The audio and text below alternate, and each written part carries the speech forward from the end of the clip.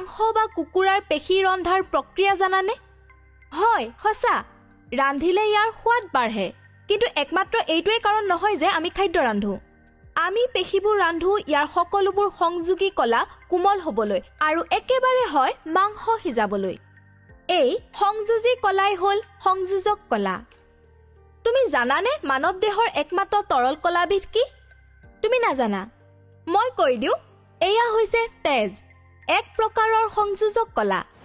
মানৱ দেহত বিভিন্ন অন্তৱৰ্তী অংগবোৰ সংযোজক কলা যেনে হাড়ৰ দ্বাৰা সংযোজিত হৈ থাকে, যি বৰ শক্তিশালী আৰু অস্থিতিস্থাপক কলা আৰু ই কেলছিয়ামৰ আধাৰ দ্ৰব্যৰ দ্বাৰা গঠিত। টেণ্ডনে পেশীবোৰক হাড়ৰ সৈতে সংযোজিত কৰে। লিগামেণ্টবোৰ স্থিতিস্থাপক আৰু ই এডাল হাড়ক আন এডাল হাড়ৰ সৈতে সংযোজিত কৰে।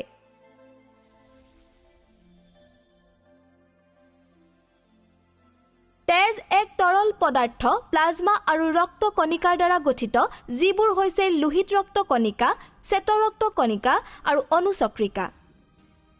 লসিকা হ'ল এবিধ স্বচ্ছ তৰল যি লসিকা নলীত পৰিবাহিত হয় আৰু তেজৰ দৰে একে সংগঠনৰ, কিন্তু লোহিত ৰক্ত কণিকা নাথাকে।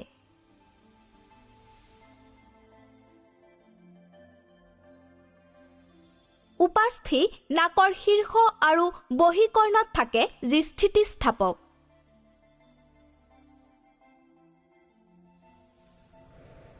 এৰিউলাৰ কলাই ছাল আৰু পেশীক সংযোজিত কৰে আৰু আভ্যন্তৰীণ অংগবোৰক সহায় কৰে। আহা সংক্ষিপ্তকৰণ কৰোঁ। হাড় হ'ল যথেষ্ট শক্তিশালী আৰু অস্থিতিস্থাপক কলা, যি কেলছিয়ামৰ আধাৰ দ্ৰব্যৰ দ্বাৰা গঠিত। টেণ্ডনে পেশীক হাড়ৰ সৈতে সংযোজিত কৰে। লিগামেণ্টবোৰ স্থিতিস্থাপক আৰু ই এডাল হাড়ক আন এডাল হাড়ৰ সৈতে সংযোজিত কৰে। তেজ প্লাজমা আৰু ৰক্ত কণিকাৰ দ্বাৰা গঠিত এক তৰল পদাৰ্থ। লসিকা হ'ল এবিধ স্বচ্ছ তৰল যি লসিকা নলীত পৰিবাহিত হয় আৰু তেজৰ দৰে একেই গঠনৰ, কিন্তু লোহিত ৰক্ত কণিকা নাথাকে। উপাস্থি নাকৰ শীৰ্ষ আৰু বহিকৰ্ণত থাকে, যি স্থিতিস্থাপক।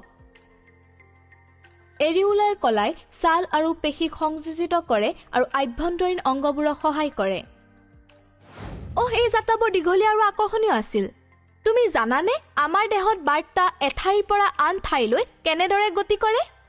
আৰু তুমি এই তথ্যখিনি কেনেদৰে ক্ৰিয়ালৈ কাৰ্যকৰী কৰিবা? আহা কলাৰ বিষয়ে আৰু অন্বেষণ কৰোঁ।